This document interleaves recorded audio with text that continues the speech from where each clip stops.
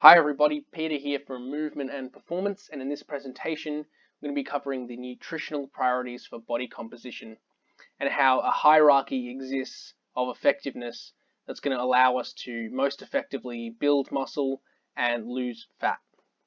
So first thing we're going to do is understand this hierarchy and that there is a hierarchy. It's not just random factors that we have to do everything, otherwise we're not going to achieve our goals. There is a hierarchy of importance. So essentially, we have these common dietary interventions or strategies that people will promote, which are potentially blown out of proportion. So if someone's trying to sell you a certain supplement, we need to understand that in the grand scheme of things, the impact that that will have is extremely minimal. So, so we need to understand that there's a hierarchy of importance. So that starts with our total calories for the day, total macronutrients, macronutrient timing, macronutrient composition, and supplements. This being the most important and this being the least important. And we'll go into each of these factors in a little bit more detail in the coming slides. But basically, this hierarchy or this system aims to put all diet factors into basically a big picture and how important it is, and is it really necessary to do this, and if I want to, if an athlete or a coach is trying to get themselves or their athletes to basically enhance their body composition to the greatest extent, we need to make sure that we have these first priorities in order before we move on to the next ones. So there's no point worrying about when we're timing our macronutrients if we haven't even worked out our calories properly and we haven't sorted that out and got the most out of that. So basically, when we look at other diets, we can basically analyze all those diets via this system. So if someone's promoting a certain diet, we can assess its effect, how effective it's likely to be based on this sort of system. If it's focusing a lot on these sort of stuff and missing the big picture, the most important factors, then it's probably not going to be that effective. But if it's hitting the most important factors and maybe not completely fulfilling these less important factors, it's still going to be quite an effective program, but it's not going to be optimal.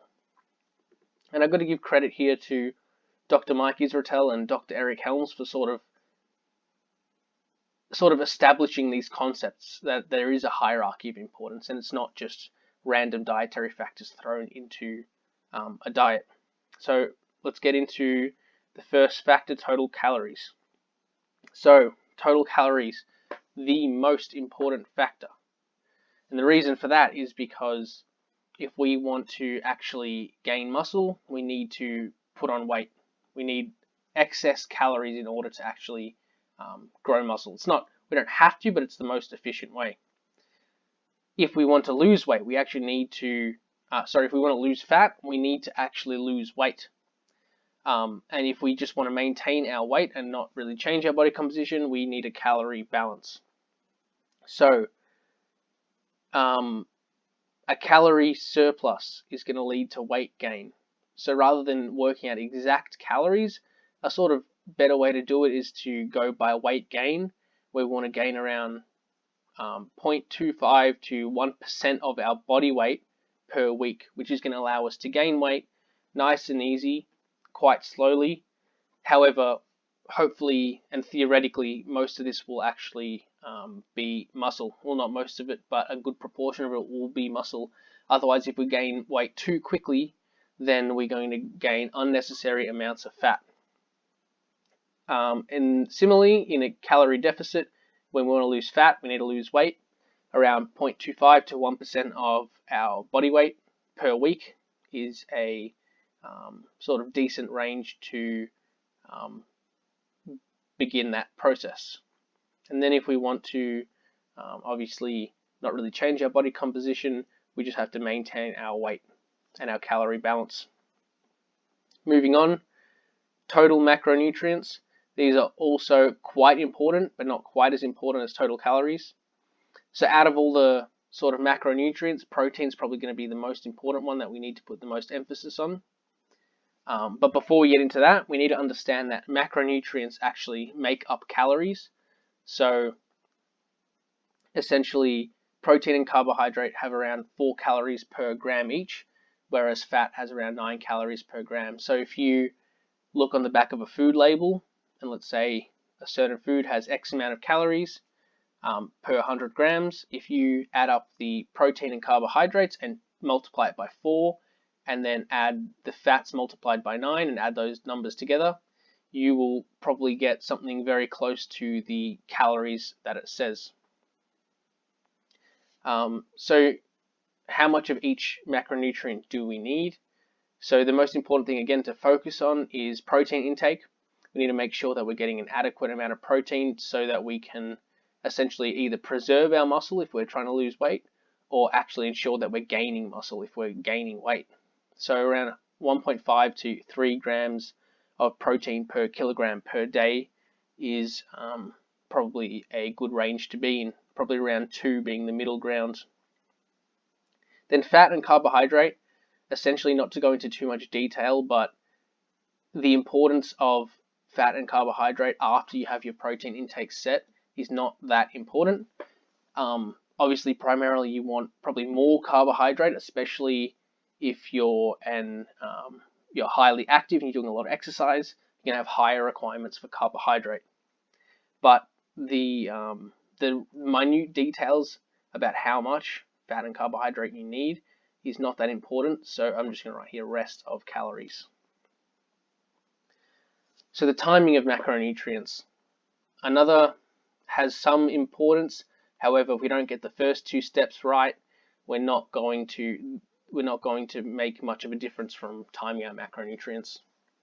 So again, protein is probably going to be the most important for our body composition. We need to try and evenly disperse our protein throughout the day. So for example, if we have 4 meals per day, we might have one in the morning for breakfast, then we might have one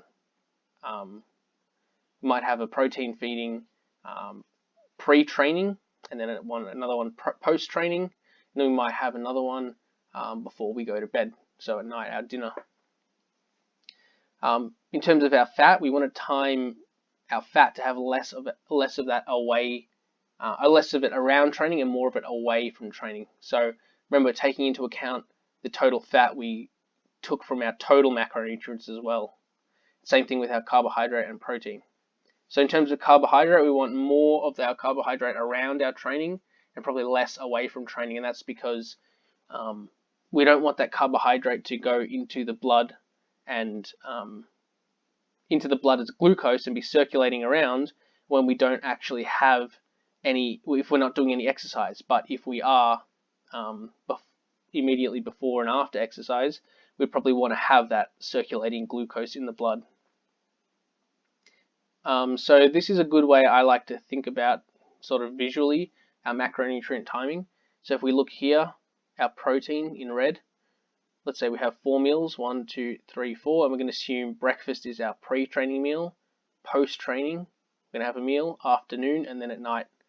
So breakfast, our pre-training protein is exactly the same throughout the day. So we might have, let's say our daily protein is 160 grams. To make things simple, means we want to have around 40 grams in each meal of protein.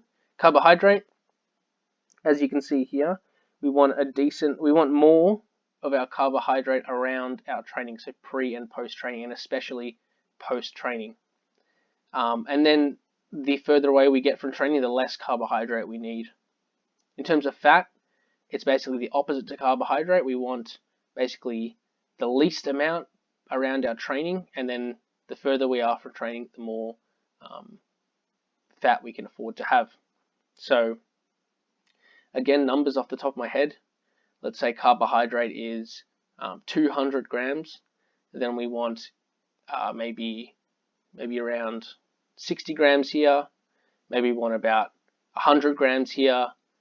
Then maybe we want, so let's say 50 grams here, 100 grams here, and then maybe 30 grams here, and then 20 grams here. And then with fat, again, you can distribute that with your total fat intake. accordingly. Moving on to macronutrient composition now. So this is again getting into the more minute details of our total nutritional priorities for body composition. It's not going to make that much of a difference, so make sure you have all the other factors in check before you even think about this.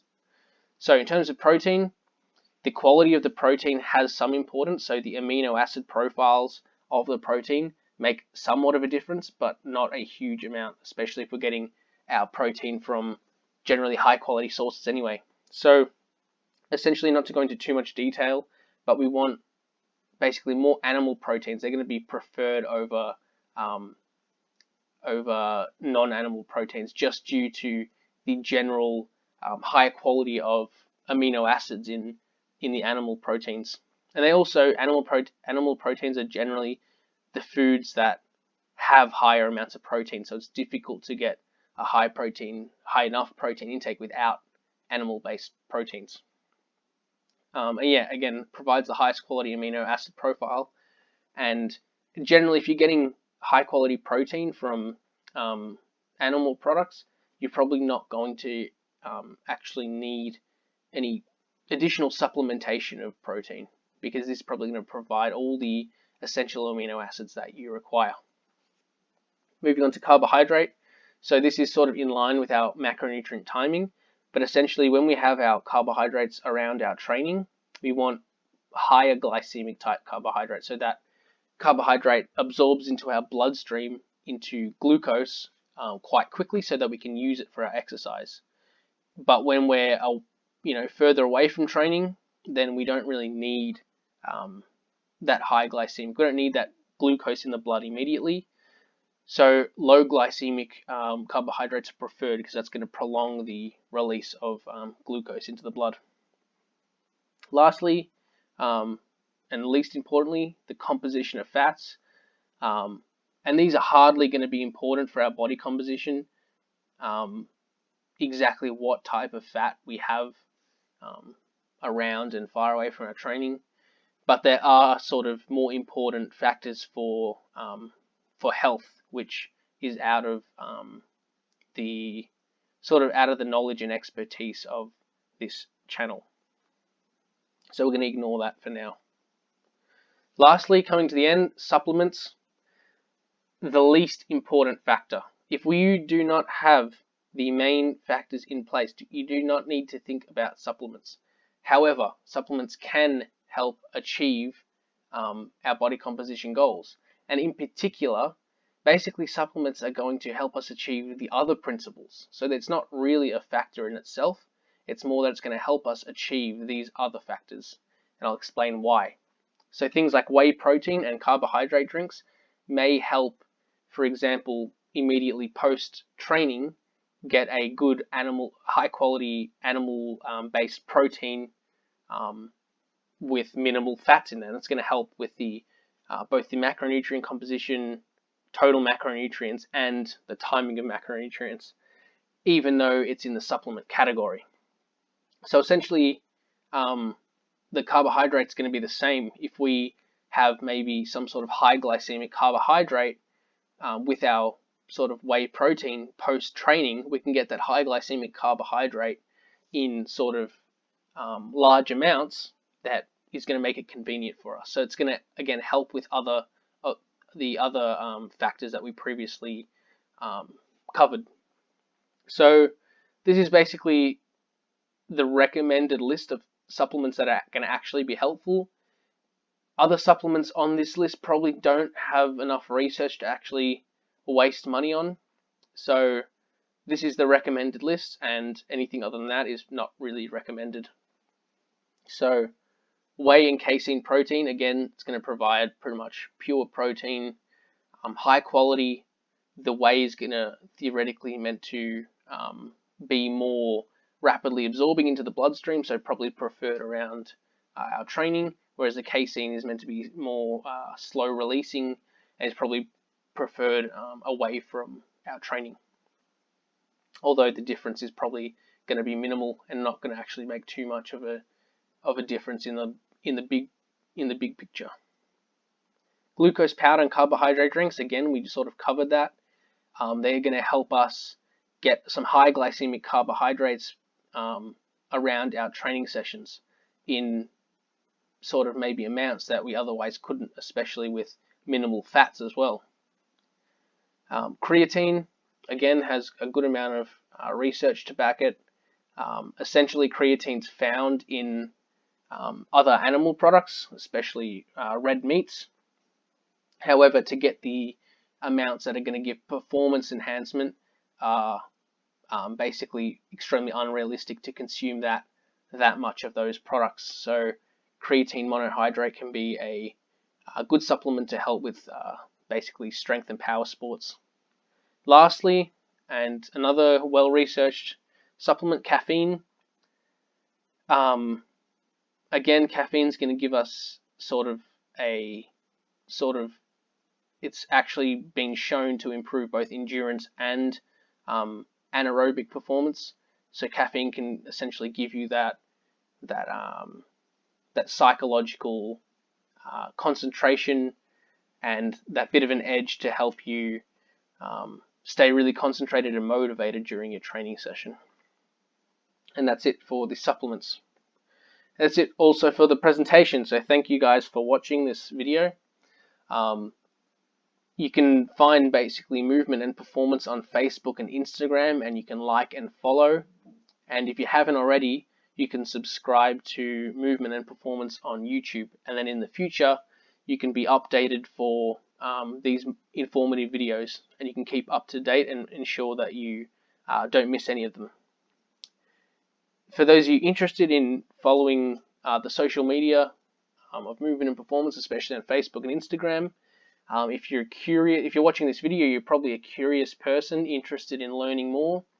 So I post these research infographics, which is essentially going to be the latest research made into these easy to understand pictures with these very easy to understand graphics. That's going to allow you to basically stay up to date with the latest research in sports performance training. You'll also find training footage of athletes training and some other short informative videos that are going to briefly cover certain topics. So thanks for watching, guys. Hopefully you got something out of it.